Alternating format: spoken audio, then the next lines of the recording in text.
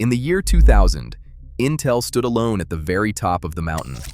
The company briefly touched a staggering $509 billion market cap, making it the most valuable company on Earth.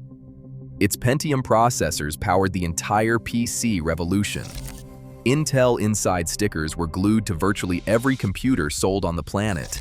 The x86 architecture was so dominant that competitors simply could not compete.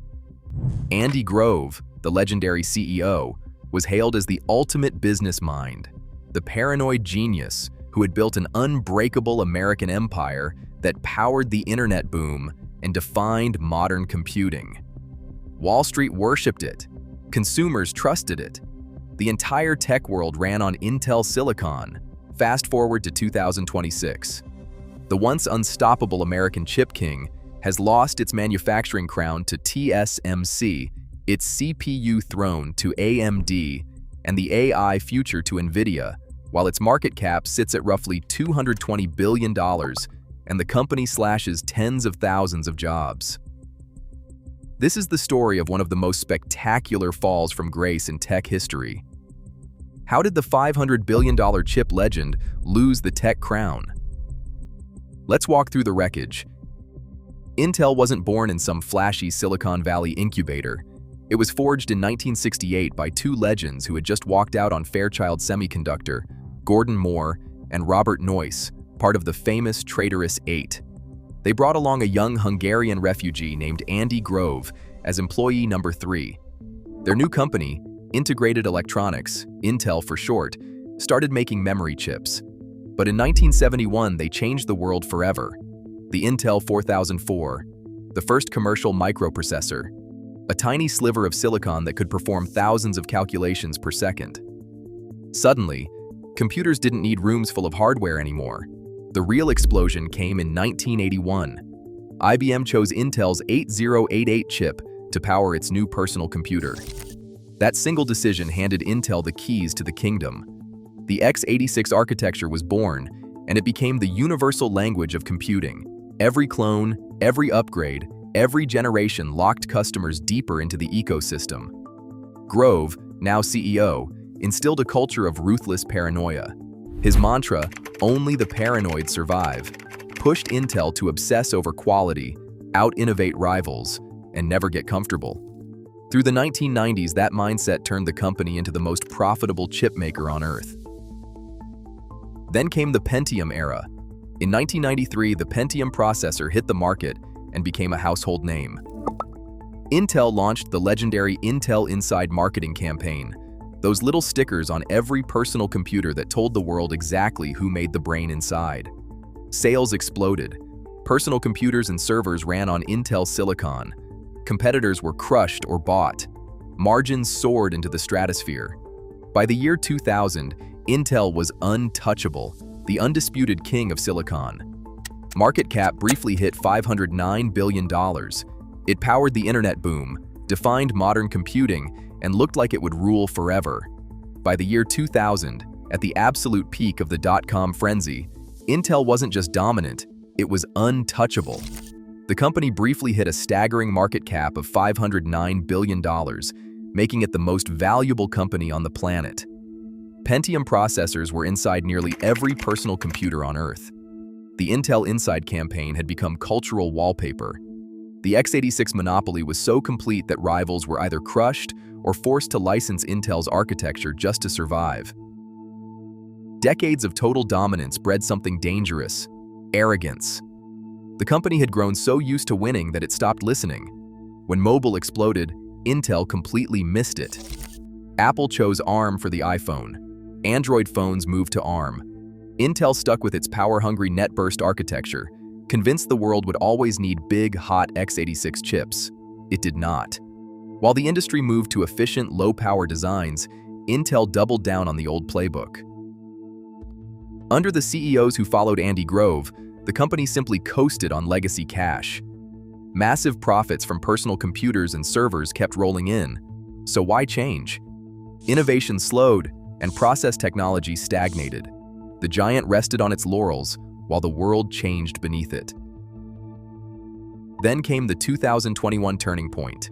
Pat Gelsinger, the legendary former Intel Chief Technology Officer, returned as Chief Executive Officer, like a knight in shining armor. He immediately launched IDM 2.0, the most ambitious pivot in Intel's history. The plan was to become America's answer to TSMC, to manufacture chips not just for itself, but for everyone. He promised 5 nodes in 4 years. More than $100 billion poured into new fabs, including a massive mega project in Ohio. Intel Foundry Services was born, open for business to any customer who wanted American-made silicon.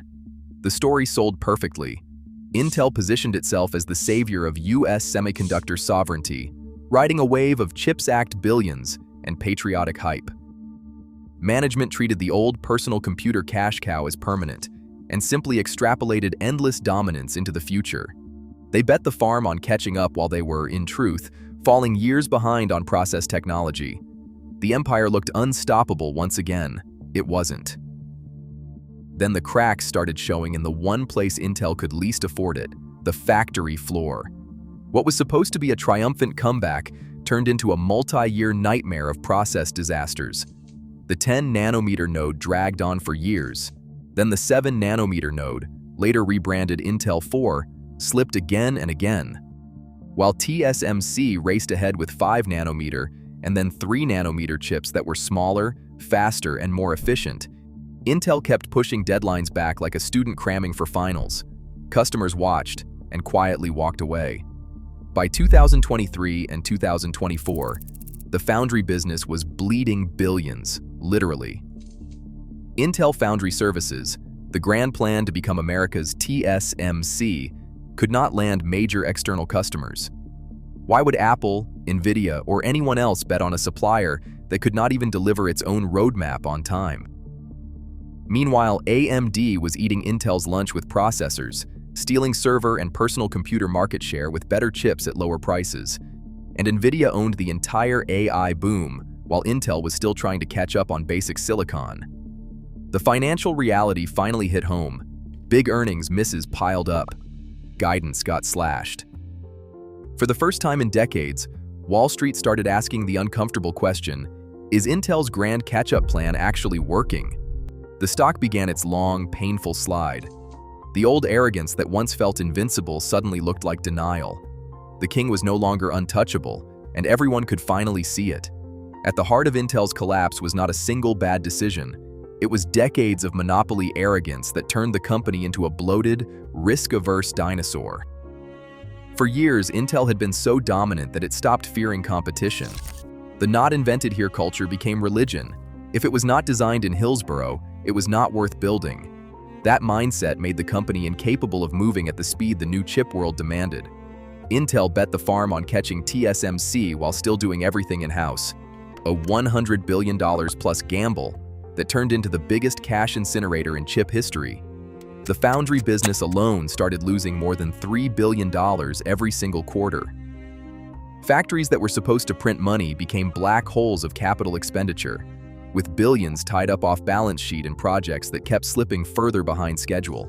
And while the world sprinted into the AI era, Intel missed it almost entirely, watching Nvidia become a trillion-dollar monster while its own data center chips remained late, expensive, and underpowered.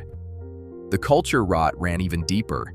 Layers upon layers of management slowed every decision to a crawl. Meetings killed ideas before they could breathe. Top talent fled to faster, hungrier rivals.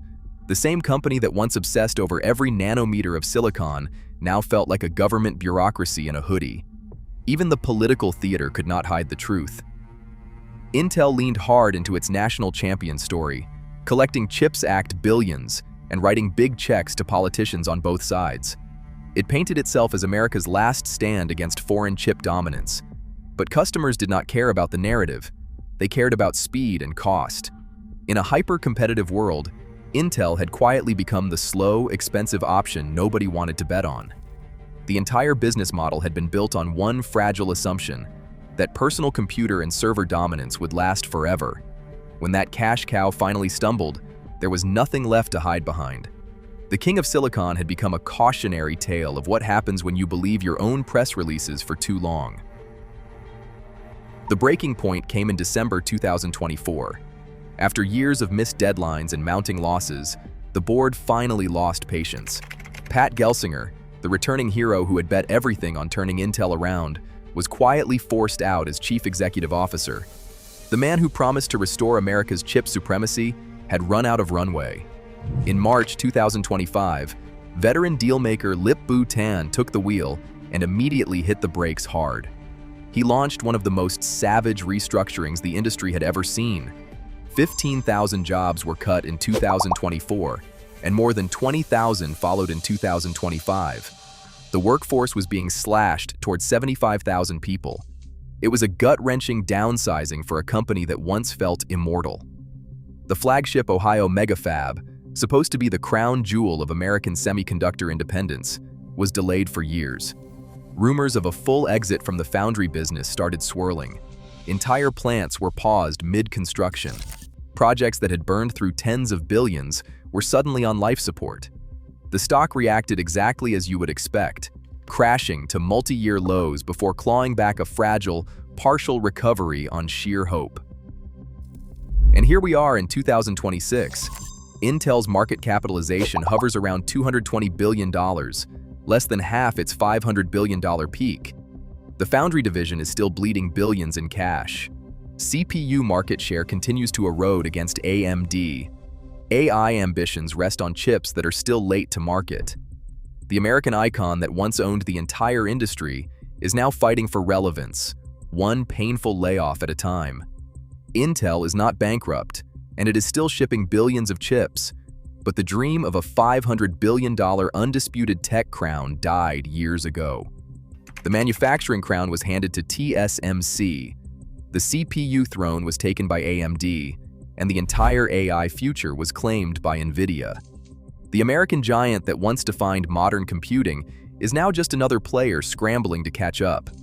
The lesson is not just about chips or manufacturing. It is about the cost of hubris. Believing your past dominance makes you immune to the future. It turns out even the king of silicon can lose its throne when it stops looking over its shoulder. If you enjoyed this crown-crushing saga of a silicon legend that lost its throne, click on one of the videos above to see more of the same. Thanks for watching.